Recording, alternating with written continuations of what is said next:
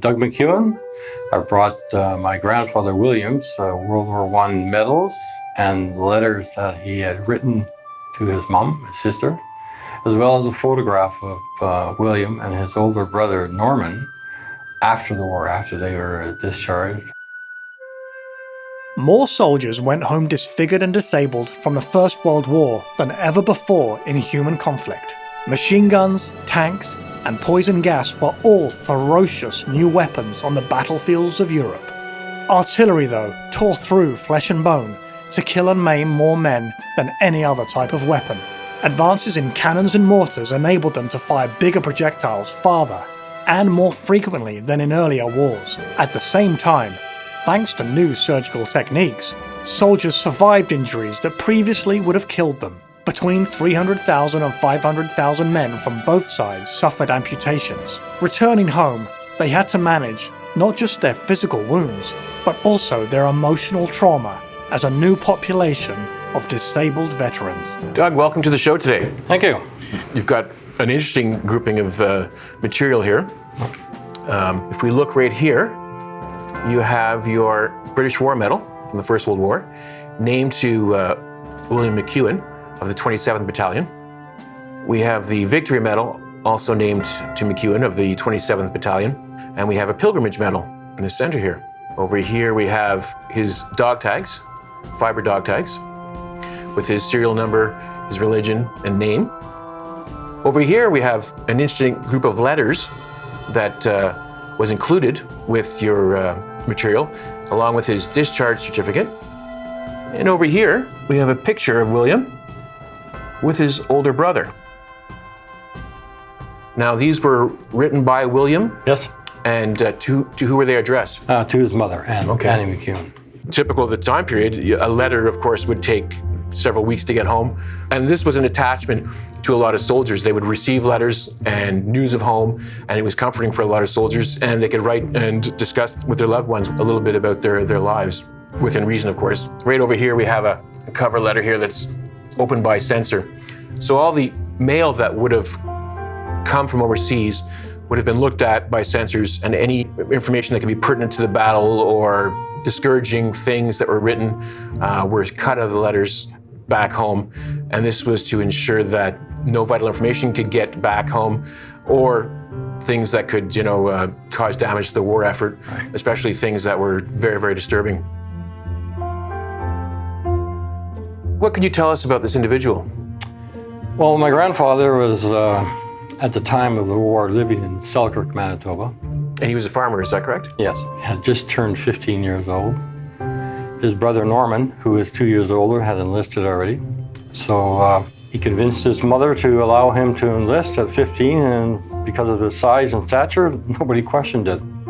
It would have been a chance for adventure, to see the world, but really, most people that joined up had no understanding of how technology, caught up to warfare and the horrible, nightmarish scenes that were awaiting them. Interestingly, he participated in a battle which is known as Hill 70. Hill 70 was one of the most important battles for Canada during the First World War. Some historians say it's even more important than Vimy Ridge. Currie, the Canadian General Currie, was asked by Haig, the British Commander-in-Chief of Forces in Europe, to take the town of Lens. Now, Lens was a fortified town that was wiped out by the Germans, and they had built up, bunkers and such to repel any forces. What Currie suggested to Haig was to take Hill 70, which was the heights overlooking the town and surrounding area. The battle actually begun on the 15th of August. They managed to take it within a couple of days, but that was really only the beginning of the battle. Now, your relative, he would have been wounded during one of the German counterattacks. He just didn't get a scratch. Tell us about his wound. Well, he is likely a piece of shrapnel in his right arm. Going to the hospital locally there, then to London, and then they could not repair it, so they amputated his arm just below the shoulder. And he managed to do quite well despite losing an arm. He did quite well for himself after he returned. He was missing his right arm, but still managed to play golf, one-armed, quite well, far better than me. And well, in 1920, he started with the Canadian National Railways Telegraph Group.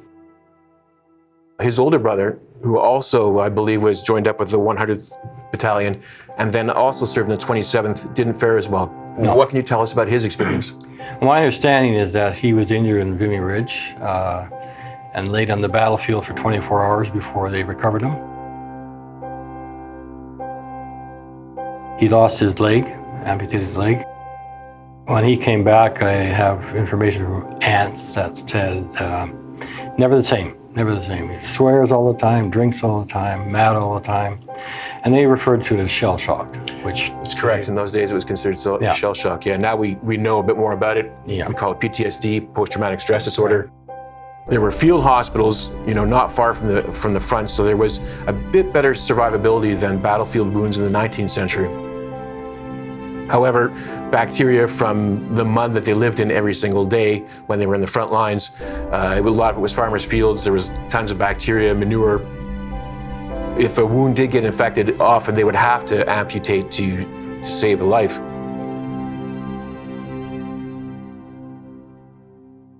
Doug, what are your plans for these medals? I intend to pass them on to my son. Keep the family history with the family. And he has two sons that both have an interest.